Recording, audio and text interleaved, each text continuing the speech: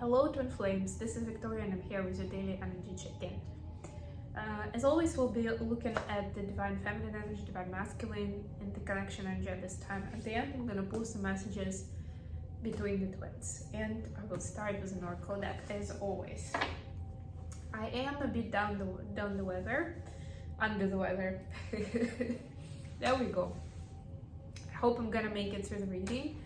I didn't want to miss another day, and actually the reason why the last reading went out much later than it was supposed to. It was supposed to be the usual 10 a.m. EST on Friday, but uploading it took such a long time. Maybe it's because we had some bad weather here, strong winds and rain, but maybe it was something else. I don't know. It just took so many hours just to upload it, so not making any promises when this one is gonna come out. But yeah, I kind of gave up on doing another one just after that because, well, I've had enough with that one. But I didn't want to miss another day, even though I'm not really feeling that well. So bear with my voice. Hopefully I'm not gonna cough too much, and maybe I'll try to make it a shorter reading so I don't really have to talk as much. So let's get going. If you're interested in following my Hawaii adventure, I'm still in Hawaii. That is Kauai Island in Hawaii. Yeah, I'm posting a lot on Instagram, especially in my stories. Still have to catch up on my posts, which I'll probably do tomorrow, since, you know, with this kind of situation, I'm not gonna be doing that much. It's gonna be my resting day. Let's see what we have for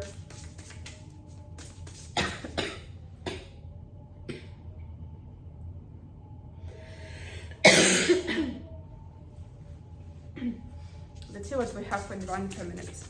I apologize.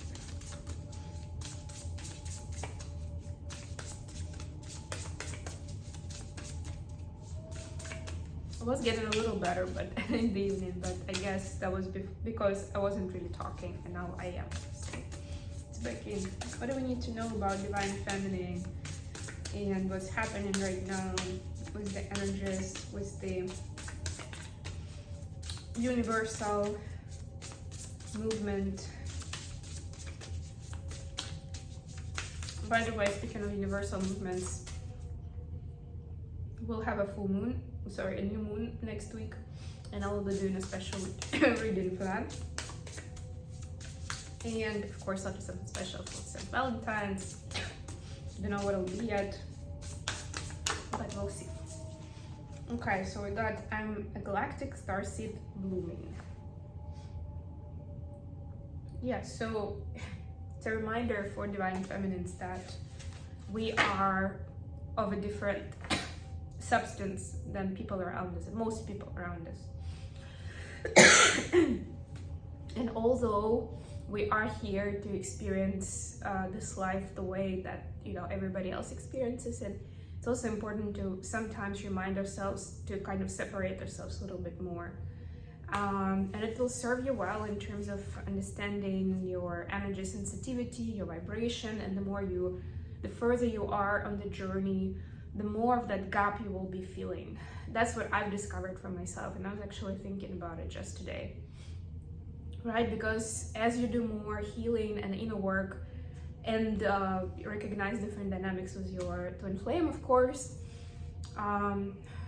like as you heal, the more you can see then what is not working for other people, right? And it's not about, you know, just like, okay, this is a bad person, or like this is a damaged person or whatever, or trying to change them, right? But at least acknowledging that as a fact, as something neutral, right? This is life, and there are different people who are going through different things.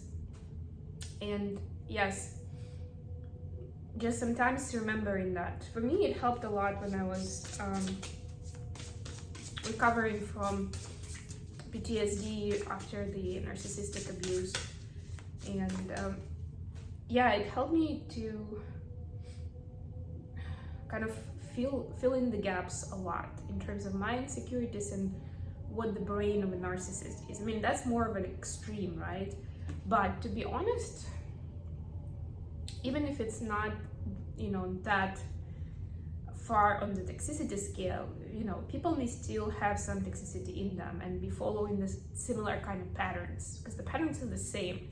Just about how much the person uses them, how much impact, negative impact they create, etc., etc. So yeah, it still works. It still works. Yeah. And it's important to remind ourselves that not everybody has good intentions, you know. Not everybody is gonna have a loving and kind approach. And if they're not kind to us, it doesn't necessarily mean that something's wrong with us. But to be honest, a lot of times, and I realized it when I was a child, people react very differently to a very high energy field, like a broad energy field. You have like a big aura when you have a lot of energy that you're carrying with you. And as a child, I definitely had a lot more than I had at a certain point as an adult, because I wasn't that much traumatized yet. And people were reacting differently. And it really brings out like the true nature of a person, really. And I feel that, like, I used to be taking it personally in terms of like there's something wrong with me. Now I understand, the more I study this and I talk to other people, you know, like I spend more time on the journey, on the conscious light worker journey, I understand that that's what my energy does to people, right? It kind of, it affects them, right? It's not, like, it cannot go unnoticed. But if a person is in a balanced state and they have that kindness and compassion, that they will feel it as like, wow, yes, you are, I can feel like subconsciously they may be feeling that you are, that they want to spend time with you, that you are somehow special, that, you know, they want to be around you, right? They want to kind of like soak in that vibe, that light that you have in a good way, right? Like, and they're, because they understand that you are a good person, they're being good to you too. And then there is a positive exchange. But there's also another category of people who are not in a balanced state, or maybe they just generally more negative, right? In a broader sense, like it can be anything underneath. Much lower vibe, let's put it that way. For them, it's gonna be triggering, and they're gonna, you know, that negativity is gonna start flowing out of them. And guess where it's gonna go, especially if there are no other people around. Of course, it's gonna go towards a light worker that triggered that behavior, right? Because to them, again, subconsciously, that's what was the trigger. So they'll be attacking the trigger. So yeah, we are galactic starseeds. We have a very special mission here, and each of us have our own gifts and objectives and healing to do, and a lot of different aspects of it, right? And it's important not to forget about that.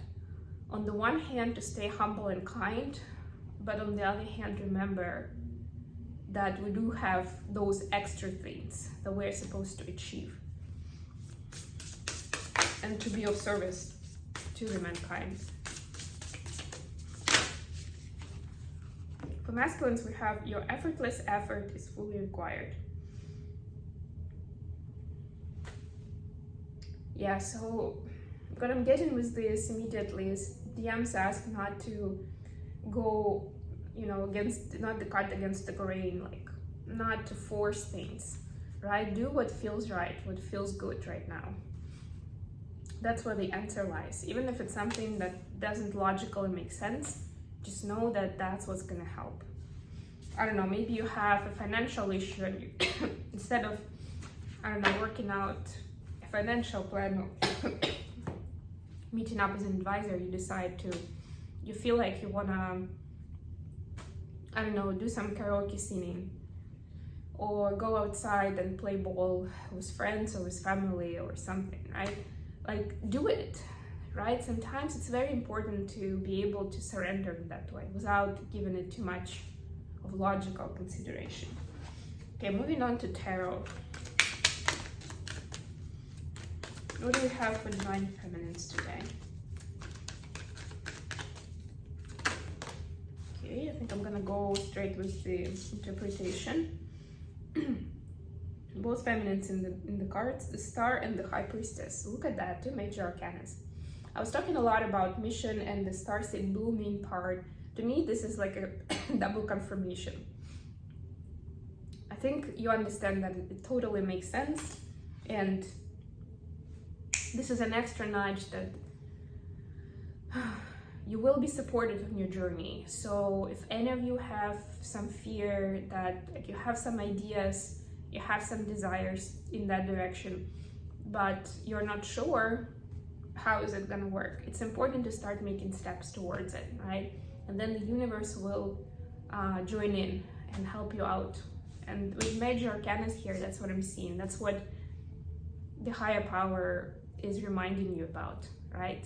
So they are kind of focused on that, and they want you to get back into that focus. What do we have for the masculines?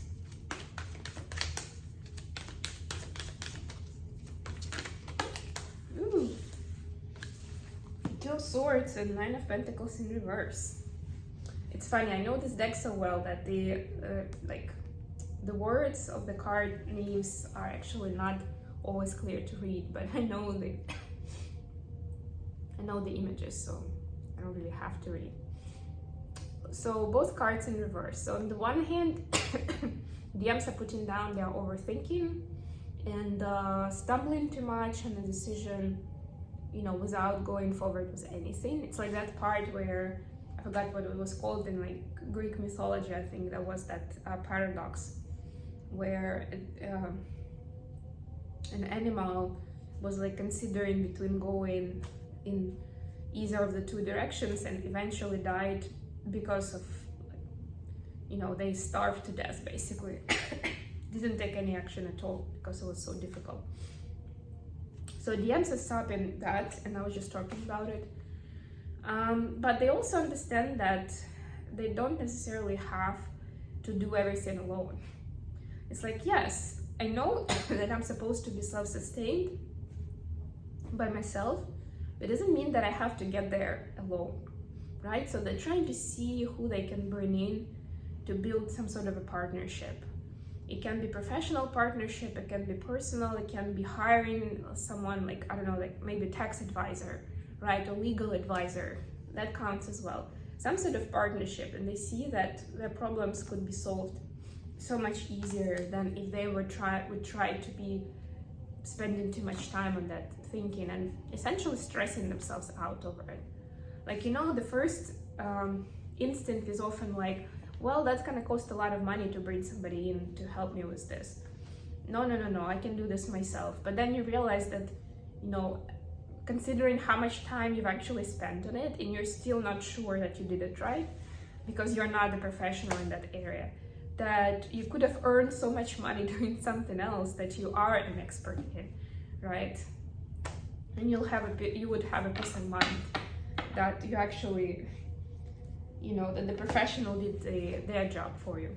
Okay, for the connection, what we have here, what's happening in the connection right now?